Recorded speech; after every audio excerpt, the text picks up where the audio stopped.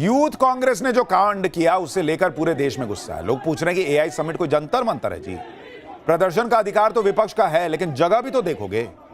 BJP आरोप लगा रही है कि सारा किया धरा ना नेता प्रतिपक्ष राहुल गांधी का है। बीजेपी के युवा मोर्चा ने राहुल गांधी के घर के बाहर प्रदर्शन कर दिया। प्रदर्शन में राहुल गांधी भारत छोड़ो जैसे नारे लगाए। बीजेपी ने कहा कि कांग्रेस खुद राष्ट्रीय शर्म का कारण बन गई। सुनिए संबित पात्रा को वो क्या कह रहे हैं। राहुल गांधी और कांग्रेस पार्टी को सबसे बड़ा गद्दार कैसे बता रहे हैं। ये प्लानिंग कहां बनी थी? ये कोई सड़क चलते हुए यूथ कांग्रेस के किसी लीडर ने ये प्लानिंग नहीं बनाया।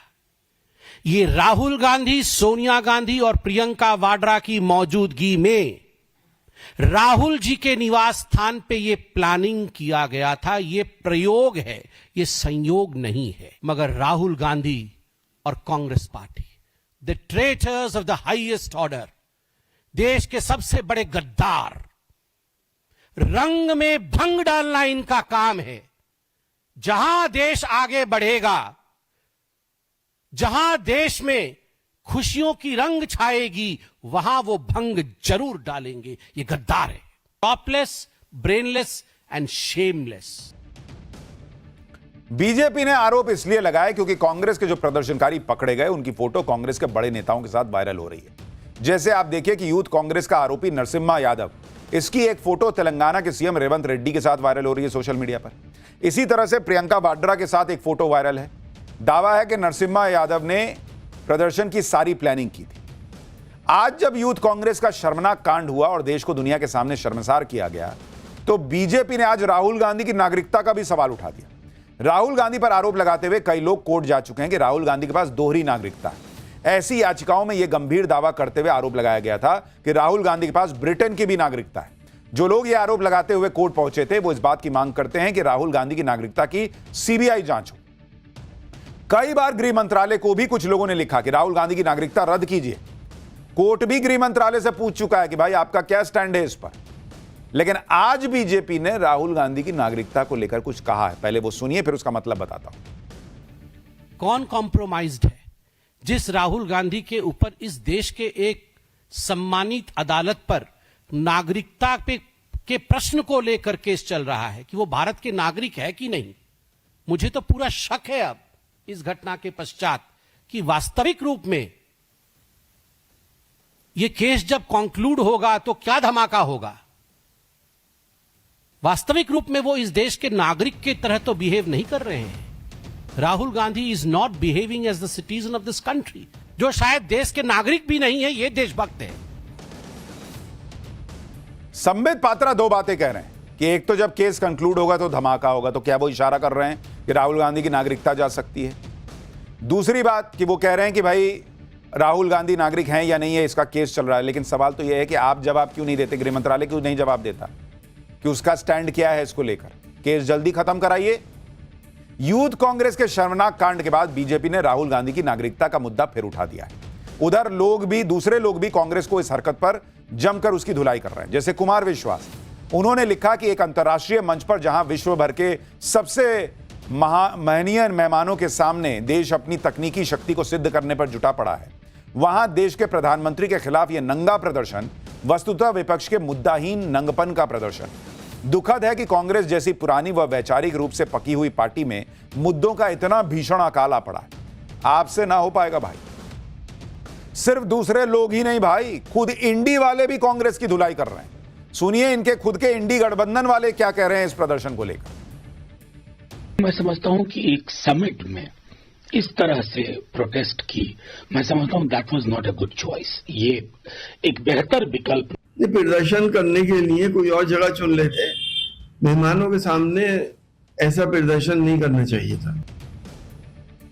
आप सोचिए कि कांग्रेस ने कितना बड़ा कांड किया है कि उनके खुद के साथी उनको डिफेंड नहीं कर पा रहे हैं, लेकिन कांग्रेस के लोग कर रहे हैं। अभी आपको दिखाऊंगा कि इतने के बावजूद कांग्रेस इसको डिफेंड कर रही है।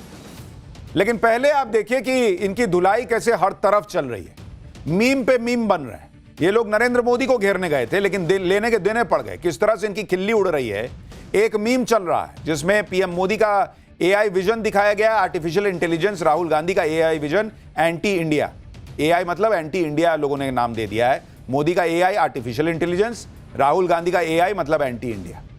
एक और मीम देखिए, गलगोटिया यूनिवर्सिटी दूसरे यूथ कांग्रेस को सलाम कर रही है कि हमसे भी बड़ा कांड कर दिया भाई लोगों ने। एक और मीम देखिए जिसमें एक लड़का फोन पर बात कर रहा है और लिखा है कि गलगोटिया यूनिवर्सिटी ने कल रात यूथ कांग्रेस से बात की और पूछा कि 5,000 कमाना है क्या। गलगोटिया वाले खुश होंगे, लोग कह रहे हैं कि भाई इतना बड़ा इन्होंने कांड कर दिया कि सारा फोकस उधर से शिफ्ट होकर अब कांग्रेस को लोग गाली दे रहे हैं। और ये तो कुछ भी नहीं है, इन पर जो कानूनी एक्शन होने वाला है वो भी आप देखिए। दिल्ली पुलिस के सूत्रों के मुताबिक जो भाग गए उनकी धरपकड़ के लिए रेड चल रही है। दिल्ली पुलिस किसी को भी छोड़ने वाली नहीं है। दिल्ली पुलिस पूछताछ कर रही है, उसमें कुछ नाम सामने आए हैं। जो गिरफ्तार हुए हैं उन पर गैर जमानती धाराएं लगाई गई। इसमें सरकारी काम में बाधा डालना, सरकारी कर्मचारियों के साथ मारपीट करना, आपराधिक साजिश रचने जैसी धाराएं जोड़ दी गई। नॉन बेलेबल धाराएं लगा दी गई हैं। लेकिन आप यह भी देखिए कि इतना सब कुछ हो गया, हर कोई इस तरह की हरकत को गलत बता रहा है सिवाय कांग्रेस को छोड़कर। कांग्रेस भाई इसको भी डिफेंड कर ले रही है। कांग्रेस के नेता यूथ कांग्रेस के प्रदर्शन को देश के युवाओं का गुस्सा बता रहे हैं। अरे देश के युवाओं का गुस्सा है तो एआई समिट में घुस के करोगे क्या? जंतर मंतर का रास्ता नहीं पता था, या वहां ऑटो नहीं जाता था, या वहां कपड़े उतारने में बाहर ठंड लग रही थी, अब तो ठंड भी उतनी नहीं रह गई। आप सोचिए बॉस कांग्रेस का लेवल क्या है। एक तो शर्मनाक कांड कर रहे हैं और उससे डबल शर्मनाक कि उसको डिफेंड कर रहे हैं। आप सुनिए पवन खेड़ा कह रहे हैं कि एआई समिट नहीं तो क्या बेसमेंट में प्रोटेस्ट करेंगे। सुनिए सुप्रिया श्रीनेत पूछ रही हैं कि जब पीएम मोदी ट्रंप चीन के सामने सरेंडर करते हैं तो देश की छवि खराब नहीं होती है।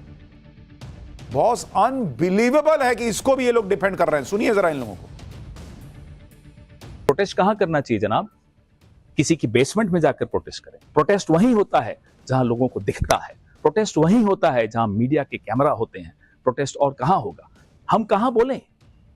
चलिए आप बता दीजिए साहब, एक जगह बता दीजिए कि वहां जाकर बोलिए हम कोई नहीं आएंगे, किसी को डिस्टर्ब मत करिए। प्रोटेस्ट डिस्टर्ब करने के लिए होता है। अब किसी को नजर आती नहीं कोई दरार, घर की हर दीवार पर चिपके हुए हैं इश्तिहार। आज इंडियन यूथ कांग्रेस ने उन इश्तिहारों को खींचकर फाड़ दिया।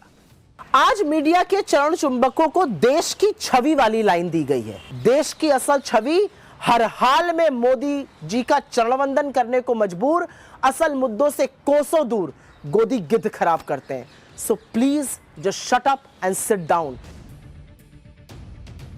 So please just shut up and sit down, ये कांग्रेस पार्टी को पब्लिक कह चुकी है बॉस। 100 सीट नहीं आती इनकी, चुनाव पे चुनाव हारते हैं और उसके बाद नौटंकी ये कि भाई मीडिया क्या कर रही है। और ये जो मैडम बोल रही है ये खुद पहले मीडिया में थी, आज कांग्रेस में चली गई हैं, दूसरों को ज्ञान बांट रही हैं।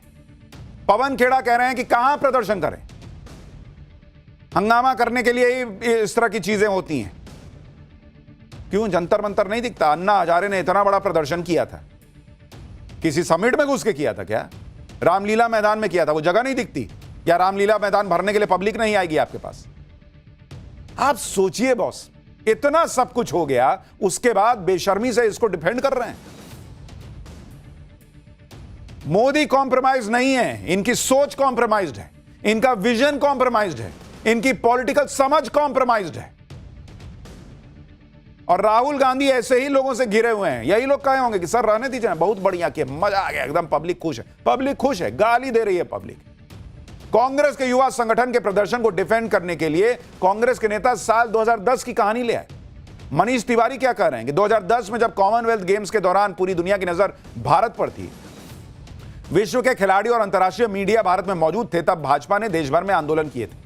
तब देश की प्रतिष्ठा खतरे में नहीं थी, लोकतंत्र में विरोध अधिकार है। कांग्रेस नेता कह रहे हैं कि कॉमनवेल्थ गेम्स के समय बीजेपी अध्यक्ष नितिन गडकरी और उनके नेता देश भर में विरोध प्रदर्शन कर रहे थे। क्या तब देश की इमेज की चिंता नहीं थी? बॉस मनीष जी, कोई नहीं कह रहा कि आप प्रदर्शन मत कीजिए, जरूर कीजिए, लेकिन क्या बीजेपी जो 2010 में प्रोटेस्ट कर रही थी वो हॉकी मैच के अंदर मैदान में घुस कर रही थी क्या? वो रेसलिंग के बीच में खिलाड़ियों को कोहनी मार के वहीं प्रदर्शन कर दे रही थी क्या? इस प्रदर्शन को लेकर यूथ कांग्रेस के नेता अपनी पीठ थपथपा रहे हैं जैसे देश के लिए कोई मेडल लेकर आ गए हो। यूथ कांग्रेस अपने कार्यकर्ताओं को जाबाज बता रही, तर्क दिए जा रहे हैं कि एआई समिट तो ध्यान भटकाने के लिए हो रहा है। युवा कांग्रेस देश के हक की लड़ाई लड़ती रहेगी और हर मंच पर सच बोलती रहेगी। कहा जा रहा है कि देश का मीडिया सिस्टम और खुद प्रधानमंत्री कॉम्प्रोमाइज हो चुके हों, उसके खिलाफ आवाज उठाने का मंच आखिर बचता ही कौन सा है? हम एआई समिट के खिलाफ नहीं हैं, हम भारत के हितों के साथ हो रहे समझौते के खिलाफ हैं। हम महात्मा गांधी के दिखाए रास्ते पर अगर चलना जानते हैं तो सरदार भगत सिंह के दिखाए रास्ते पर भी चलना जानते हैं। एआई समिट के चमकदार मंच के पीछे सच दबाया नहीं जा सकता। जब देश हित से ऊपर कॉर्पोरेट हित दिखे और विदेश नीति में नरमी साफ नजर आए तब विरोध कर्तव्य बन जाता है। ये महात्मा गांधी के रास्ते पे चल रहे हैं। महात्मा गांधी ने कहा था कि आजादी के बाद कांग्रेस को डिसमेंटल कर देना। वो शायद समझ गए थे कि राहुल गांधी की कांग्रेस बनते बनते कांग्रेस का यह हाल हो जाएगा। कह रहे हैं मीडिया कॉम्प्रोमाइज्ड है, इनके हिसाब से जुडिशियरी भी कॉम्प्रोमाइज रहती है, इलेक्शन कमीशन कॉम्प्रोमाइज, सब कॉम्प्रोमाइज हो गए। इनकी पॉलिटिकल समझ कॉम्प्रोमाइज नहीं है कि ये करेंगे तो पब्लिक क्या करेगी।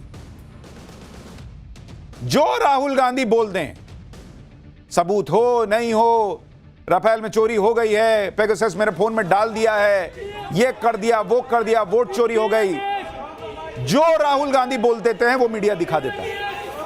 बिना छपी किताब दिखा देते हैं मीडिया, वो भी दिखा देता है। फिर भी इनका मन नहीं भर रहा। इनको वही मीडिया चाहिए कि राहुल गांधी ने बुलेट छूकर उसको हसीन बना दिया। अरे राष्ट्र के बारे में सोचने वाली मीडिया वो नहीं कर पाएगी, जाओ उन्हीं के पास बैठो। यूथ कांग्रेस कह रही है कि भारत मंडपम इसलिए गए ताकि मोदी सरकार को जवाब देना पड़े। यूथ कांग्रेस के अध्यक्ष उदय भानु और क्या क्या कह रहे हैं, सुनिए एक बार। देश की इमेज इससे खराब नहीं होती। हमारे देश में डेमोक्रेसी है, ये सच्चाई है कि आज हमारा हक है, डेमोक्रेसी हमारा राइट है, हम पीसफुल प्रोटेस्ट कहीं भी कर सकते हैं, कोई भी इवेंट करा के अपनी जिम्मेदारियों से नहीं भाग सकते। उदय भानु जी, आप बिल्कुल सही कह रहे हैं कि आप बिल्कुल प्रोटेस्ट कर सकते हैं, देश भर में प्रोटेस्ट कीजिए, रोज कीजिए, लेकिन जहां आप प्रोटेस्ट कर रहे हैं आप मोदी को डैमेज नहीं कर रहे हैं, आप देश की छवि डैमेज कर रहे हैं, और इसलिए लोगों में गुस्सा है। कोई ये नहीं कह रहा कि आपने ये क्यों कह दिया, ये तो आप संसद में भी कह रहे थे पीएम इज कॉम्प्रोमाइज्ड। आप ये भी देखिए कि ये वो कांग्रेस है जो 3 दिन से एआई समिट को फ्लॉप बता रही थी, आज कह रही है कि जहां कैमरे होंगे वहीं ना मीडिया प्रोटेस्ट करेगी। क्यों भाई, जब एआई समिट फ्लॉप है आपकी नजर में तो वहां प्रदर्शन करने की जरूरत क्या थी? जब फ्लॉप शो चल रहा था तो वहां क्यों गए प्रदर्शन करने? आप मान रहे हैं कि एआई समिट की धूम मची है, आपको लग रहा है कि वहां दुनिया को दिखा सकते हैं, वरना फ्लॉप समिट में कोई प्रदर्शन करने क्यों जाएगा? यूथ कांग्रेस के नेता अपने प्रोटेस्ट को डिफेंड कर रहे हैं, लेकिन ये नहीं बता रहे कि अगर एआई समिट में कोई अनहोनी हो जाती तो जिम्मेदारी कौन लेता? वहां जैसे मारपीट शुरू हो गई थी, अगर उस दौरान किसी को गंभीर चोटें लग जाती तो कौन जिम्मेदारी लेता? और जिन लोगों ने यूथ कांग्रेस के लोगों को पीटा उन्होंने भी ठीक नहीं किया, वो तो गलत कर ही रहे हैं, आप उनको लात क्या मार रहे हो? पुलिस ले ही जा रही थी। यह बात ध्यान रखने वाली है कि अभी एआई समिट खत्म नहीं हुआ है। एआई समिट में अब भी विदेशी मेहमान दूसरे देशों के पवेलियन लगे हुए हैं। आज भी पीएम मोदी ने एआई की बड़ी बड़ी कंपनियों को के सीईओ से मुलाकात की है। आज ही पीएम मोदी ओपन एआई के सीईओ सैम ऑल्टमैन से भी मिले। कांग्रेस यह माहौल बना रही है कि PM is compromised. PM Modi ने तो ट्रंप के सामने सरेंडर कर दिया। सरेंडर करना किसे कहते हैं, दबाव में झुक जाना किसे कहते हैं, वो आपको पाकिस्तान के पीएम शहबाज शरीफ को देखकर समझ में आएगा। वॉशिंगटन में कल जब गाजा पीस बोर्ड की बैठक हुई तो उस बैठक में डोनाल्ड ट्रंप ने पाकिस्तान के पीएम शहबाज शरीफ को खड़े होने के लिए कह दिया, और वो भाई खड़ा भी हो गया। शहबाज शरीफ की बॉडी लैंग्वेज ऐसी थी, जी बॉस, आपने खड़े होने के लिए कहा, मैं अभी खड़ा हो जाता हूं सर। बैठ जाने को कहा, मैं बैठ जाता हूं सर। डोनाल्ड ट्रंप ने शहबाज शरीफ को खड़ा किया और पीएम मोदी की बात करने लगे। सुनिए कैसे ये आदमी ये सारी बेइज्जती सहता है। इसको कहते हैं कॉम्प्रोमाइज्ड होना। I think you should actually stand. Come, please, stand just for a second. Pakistan and India, thank you very much. And I spoke to Prime Minister Modi. He's excited. He's watching us right now. आप देखिए Gaza piece board में शहबाज शरीफ का क्या हाल था। वहां शहबाज शरीफ को कोई पूछने वाला नहीं था। शहबाज शरीफ अलग थलग नजर आ रहे थे। इसके बावजूद शहबाज शरीफ ने डोनाल्ड ट्रंप की चापलूसी में कोई कमी नहीं रखी। भाई इसको कहते हैं कॉम्प्रोमाइज्ड होना। ट्रंप ने कहा उठो तो उठो, बैठो तो बैठो, कोने में खड़ा कर दिया फोटो के समय। कह रहा आप ही तो दुनिया के साउथ एशिया के रक्षक हैं। और नरेंद्र मोदी ने क्या किया? अमेरिका से डील अपनी शर्तों पे की। जब सही शर्तें तय हो गई तब जाकर डील की। टैरिफ का लोड नहीं लिया, दुनिया भर में डील पे डील की। अमेरिका को बता दिया वर्ल्ड ऑर्डर चेंज हो रहा है। और अमेरिका का दबाव होता तो 144 राफेल न खरीदे जा रहे होते। ये एक बेसिक सा उदाहरण दे रहा हूं। For more of such videos, do like, share and subscribe to ET Now Swadesh.